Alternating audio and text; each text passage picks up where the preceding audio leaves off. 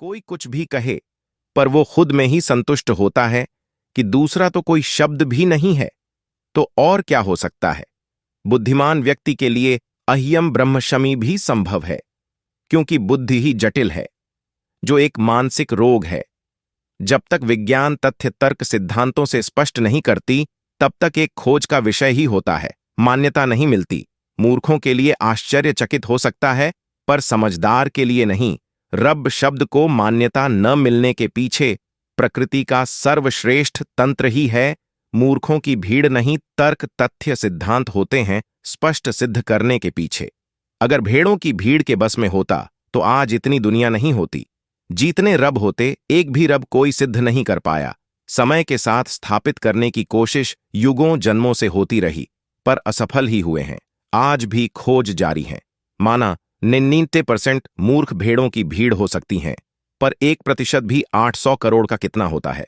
शायद इतने तो वैज्ञानिक पर्याप्त है, वो सब कुछ सिद्ध स्पष्ट करने के लिए जो 99% रब शब्द कर्म प्रलब्ध स्वर्ग नर्क अलौकिक लोकों शब्द प्रमाण के साथ और तथ्य तर्क सिद्धांतों का विरोध करते हैं।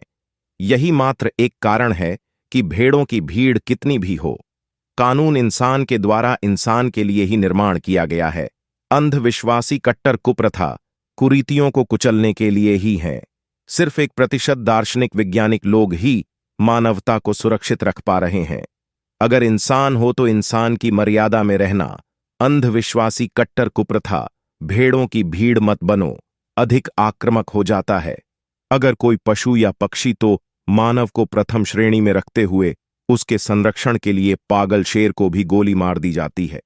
इतने ही अधिक अपने ही धर्म मजहब संगठन के कट्टर अंधविश्वासी मत बनो कि अपने ही राष्ट्र के विरुद्ध षड्यंत्र रचना शुरू कर दो।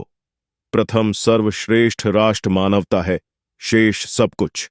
वो सब ठीक है, अगर आपके पास कुछ ज्यादा हैं तो अपने से छोटे गरीब की मदद करो, आशय का सहारा बनो, गुट कभी नहीं।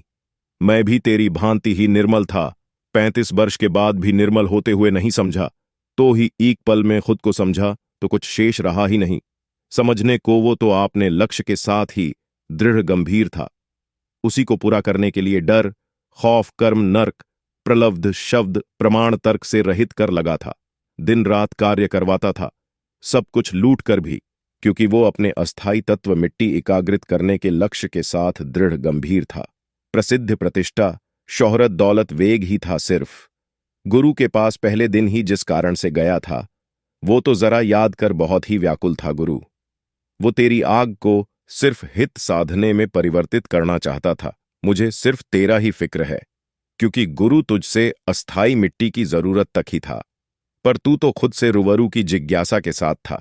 अगर एक पल अधिक हो गया दीक्षा लिए, तो खुद से रूबरू नहीं हुआ, तो खुद का ही निरीक्षण कर कि अगले पल मौत है। क्या किया है, यह जीवन भी निकल जाएगा, पछताने का मौका भी नहीं मिले। गा तू भी खुद से रूबरू के लिए दृढ़ गंभीर हो जा। मैं तेरा ही जमीर हूं, तेरे लिए ही व्याकुल चिंतित हूं। हर पल गुरु को जो चाहिए था वो तो भरपूर संतुष्ट है। जरा देख, दिन रात संबरने सजाने में लगा है, मिट्टी को ही तेरी उतरण को ही। पर तू तो ऐसा कभी भी नहीं था जो उलझ जाता, निर्मल था, चेतन था। क्या हो गया है? तू तो स्पष्ट था, खुद से रूबरू होने को दृढ़ गंभीर बेचैन भी था। तू निर्मल था, जो गुरु को चाहिए था। तूने वो सब दे दिया है, भोगने के लिए वो भोग रहा है, वो उसी सब का ही भूखा था। पर तू नहीं। अगर तू खुद के लिए ही बेचैन नहीं है तो यह अंदर से निकाल दे, तेरे लिए होगा। वो तो तेरे दिए गए पर ऐसों आराम कर रहा, तेरे लिए कुछ कर पाए हो ही नहीं सकता, क्योंकि वो तुझे उलझाकर हित साधने की फितरत का था, पर वो खुद ही उलझ गया है। प्रसिद्ध प्रतिष्ठा शोहरत दौलत वेग में अगर एक पल भी नष्ट कर दिया तो तुझे ही पछताना पड़ेगा। तेरे गुरु को जो चाहिए वो ही मिला है। प्रसिद्ध प्रतिष्ठा शोहरत दौलत वेग के नशे में मस्त ढूंढने वाले आज तक कोई भी नहीं ढूंढ पाया, न ही कोई खुद को समझ पाया। जब से इंसान अस्तित्व में आया है, अभी भी खोज ही कर हैं। तू खुद ही खुद को समझकर, खुद से ही रूबरू होने के लिए ही सक्षम निपुण समर्थ सर्वश्रेष्ठ है। अक्षम तो गुरु ने ही किया है। अपने स्वार्थ हित साधने के लिए 84 लाख जन्म सड्ढे, 300 करोड़ वर्ष के बाद यह अनमोल समय मिलेगा। या फिर आपने गुरु से प्रत्यक्ष रूबरू करवाने की जिद कर, नहीं तो छोड़ कर आजा। सिर्फ एक पल में समझ, आपकी कई जन्मों युगों की अदद से मजबूर हो। कुत्ते की भांति पीछे पीछे घूमने की हर जन्म में ही गुरु मिला था। अगर वो कुछ कर सकता होता तो किया होता, आज यहां नहीं होते।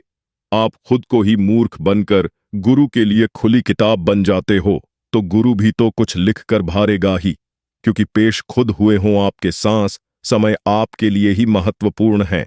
नहीं समझते हो तो गुरु के लिए विकल्प खुला है। इस्तेमाल करने का अपनी प्रभा करो। गुरु भी हैं जो अपनी प्रसिद्ध, प्रतिष्ठा, शोहरत, दौलत, वेग के लिए, हित साधने के लिए भरपूर रूप से इस्तेमाल कर रहा है।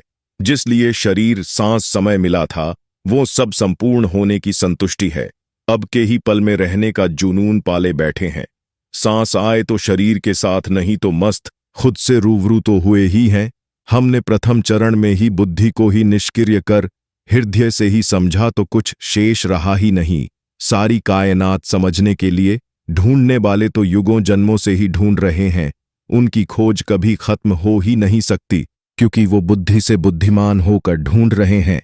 जो कोई किसी भी काल युग में नहीं कर पाया, वो सब सिर्फ एक पल में समझ कर दिया। मस्ती में जिन्हें का एक एहसास है, रब हैं या नहीं, खुद को समझने के बाद स्पष्ट साफ सिद्ध हो जाता है। साथ में रब ढूंढने वालों, कोई कुछ भी कहे, पर वो खुद में ही संतुष्ट होता है कि दूसरा तो कोई शब्द भी नहीं है, तो और क्या हो सकता है। बुद्धिमान व्यक्ति के लिए अह्यम ब्रह्मशमी भी संभव है, क्योंकि बुद्धि ही जटिल है, जो एक मानसिक रोग है। जब तक विज्ञान तथ्य तर्क सिद्धांतों से स्पष्ट नहीं करती, तब तक एक खोज का विषय ही होता है, मान्यता नहीं मिलती। मूर्खों के लिए